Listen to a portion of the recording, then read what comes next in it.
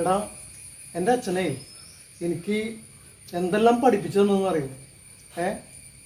എൻ്റെ സ്കൂള് കാലഘട്ടം അത് നല്ല രീതിയിൽ പഠിപ്പിച്ചു. സ്കൂളിൽ സത്യം പറഞ്ഞു കഴിഞ്ഞാൽ ഞാൻ മടിയനായിരുന്നു.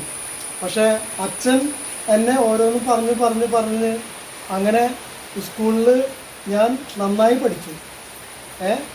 ഇതൊക്കെ കഴിഞ്ഞ് എനിക്ക് ജോലി, അതും അച്ഛൻ്റെ ഉപദേശപ്രകാരമാണ് എനിക്ക് ജോലിയും കിട്ടിയത്. അങ്ങനെ പിന്നെ എൻ്റെ കല്യാണം, എനിക്ക് നല്ലൊരു പെൺകുട്ടിനെ കല്യാണം കഴിപ്പിച്ച് തന്നു. കാര്യത്തിൻ്റെയും അച്ഛൻ തന്നെയാണ് ജീവിതത്തിൽ എന്നെ എല്ലാം പഠിപ്പിച്ചത്.